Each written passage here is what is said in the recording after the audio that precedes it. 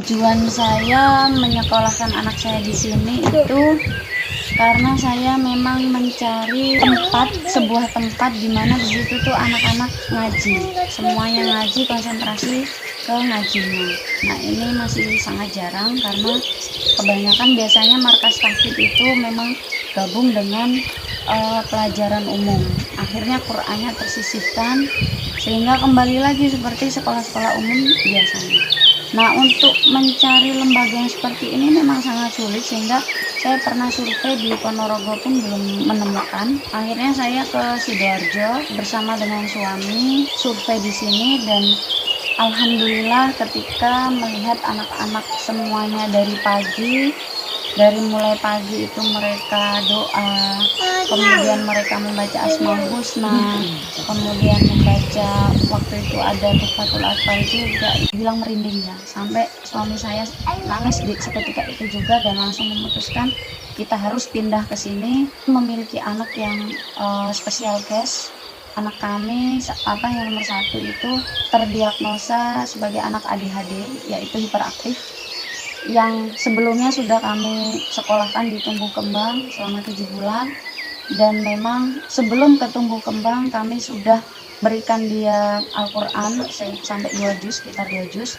Nah, ini ketika anak sekolah di tumbuh kembang itu hafalannya memang hilang, sehingga kami diarahkan untuk lebih mengutamakan Qur'annya daripada yang lainnya, karena ketika anak ini memang diterapi mungkin baik secara psikologis, tapi Qurannya hilang. Tapi kalau Quran yang didulukan, kami percaya bahwa Quran itu bisa mengatasi semuanya. Jadi Quran dapat, yang lainnya juga dapat. Ibaratkan amalan gitu, kita mengejar akhiratnya, insya Allah dunia mengikuti. Nah, seperti itu. Akhirnya kita menemukan tempat di sini yang menurut kita insya Allah ini konsen ke hafalan anak-anak.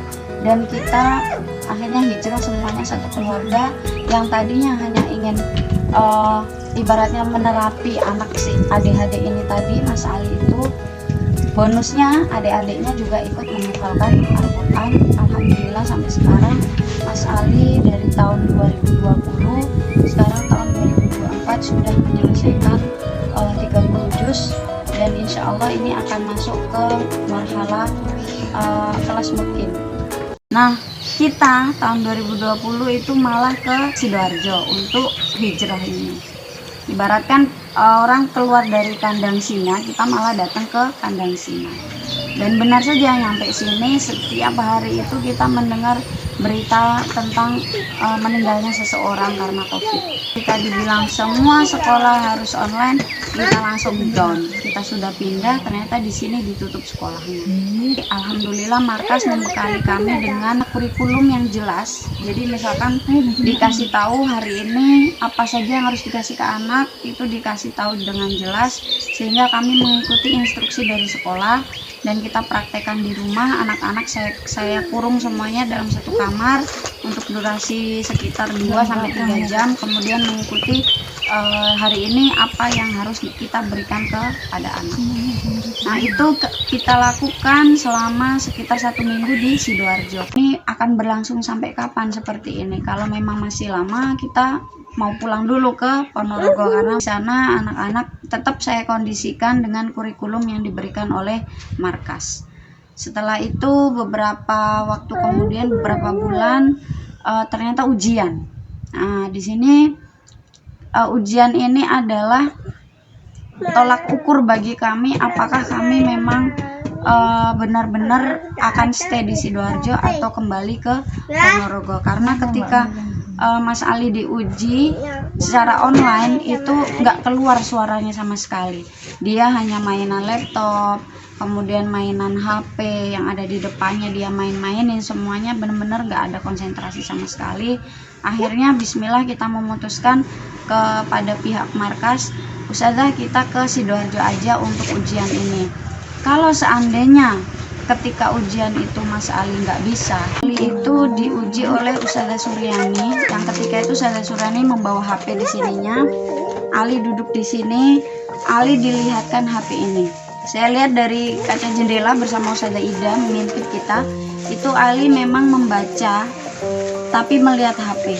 Ketika itu saya berkata, oh Mas Ali bisa menjawab tapi pakai HP. Saya kira lihat HP Quran Android.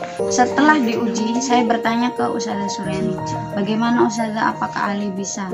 Bisa Bu, bisa beneran, bisa. Tapi tadi kok lihat HP Ustazah, oh itu saya rekam Bu. Ali lihat rekaman HP-nya. Kalau nggak lihat rekaman HP, dia nggak mau keluar suaranya. Berarti Ali tadi bisa menjawab, bisa semua. Alhamdulillah. Ternyata nilainya Mas Ali sempurna, dan itu membuat suami saya menangis, saya pun menangis, Ustazah Ida pun seketika itu juga ikut takjub. Ternyata memang metode tabarok itu sangat cocok untuk anak-anak di golden age. Anak kecil itu diberikan oleh Allah bihan pendengaran.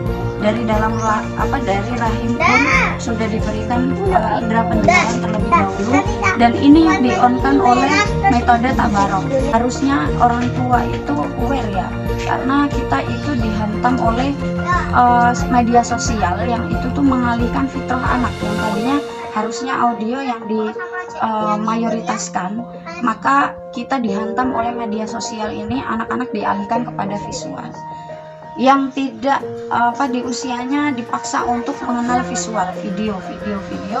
Maka metode tabarok ini menurut saya adalah obat untuk mengalihkan dari video-video ini tadi. Jadi anak-anak dibiasakan duduk di markas, anak-anak duduk selama 3-4 jam, itu mereka kuat. Bahkan Ali yang tadinya anak hiperaktif ya, awalnya dia ke markas itu, kata ustazahnya dia keliling komplek sampai 2 kali muter diikuti sama ustazahnya. Itu sampai saat ini dia bisa diam, dia bisa duduk dengan tenang, bisa menjawab soal-soal ujian, bisa berkomunikasi dengan baik. Yang tadinya dia itu datang ke markas masih ekolalia, menceracau. Ekolalia itu ditanya, Mas Ali namanya siapa? Dia jawabnya, Mas Ali namanya siapa? Bukan menjawab namanya sendiri. Ditanya apa, jawabannya juga sama dengan pertanyaannya. Sekarang Masya Allah, Alhamdulillah, Mas Ali sudah banyak sekali perubahannya. Bahkan mungkin orang itu melihat Mas Ali, mereka bilangnya Ali bukan anak spesial, Ali bukan anak berkebutuhan khusus. Saking sudah banyak sekali perubahan yang kita dapatkan di sini. Al-Quran adalah yang menyembuhkan segala penyakit asalkan kita percaya dengan Al-Quran.